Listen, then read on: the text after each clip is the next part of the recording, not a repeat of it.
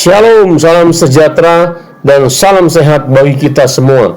Kita berjumpa kembali dalam Setetes Embun Pagi episode 138 dengan tema Mamon yang tidak jujur.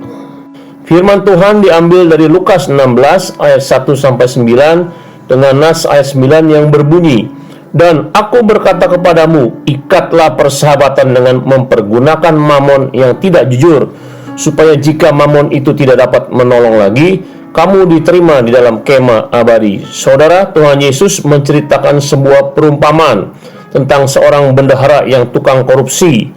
Majikannya mengetahui dan hendak mengaudit pekerjaan bendahara tersebut. Mengetahui kejahatannya bakal diketahui majikannya, bendahara itu melakukan suatu tindakan yang Tuhan Yesus sebut cerdik. Apa itu? Bendahara itu memberi diskon kepada orang yang berhutang kepada majikannya. Pertama, orang yang berhutang 100 tempayan minyak didiskon 50% dengan ditukar surat hutangnya. Kedua, orang yang berhutang 100 pikul gandum didiskon 20% dengan ditukar surat hutangnya. Bendahara itu berpikir jika ia diberhentikan, mungkin orang yang diberi diskon hutang itu dapat menolongnya. Strategi ini dipuji Tuhan Yesus bukan karena ketidakjujurannya, tetapi karena bendahara itu menggunakan diskon itu untuk membangun persahabatan supaya ia akan dapat ditolong jika diberhentikan.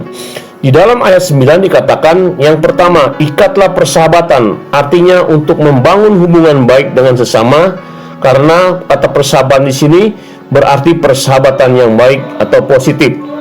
Kedua, dengan mempergunakan mamon, artinya dengan mempergunakan uang.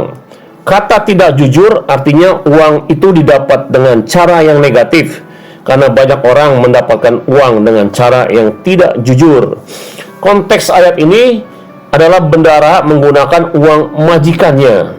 Kalimat "jika mamon itu tidak dapat menolong lagi" menyatakan bahwa ada waktu di mana mamon tidak dapat menolong lagi.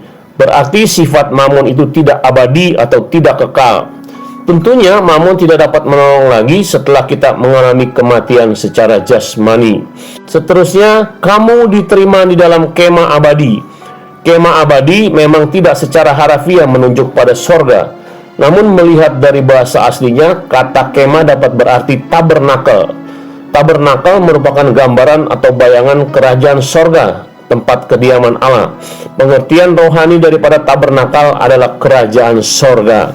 Pelajaran hari ini, mamon adalah harta kekayaan, modal atau uang.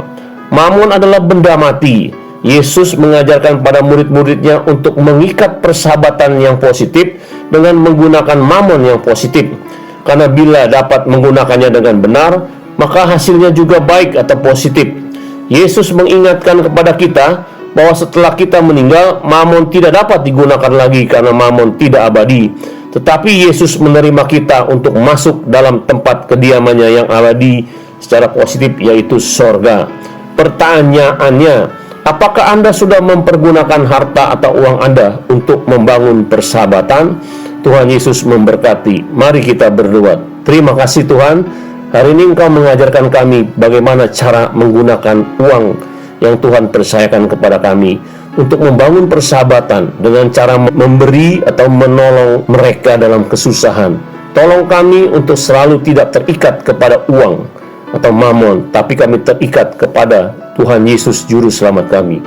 Dalam nama Yesus, haleluya, amin.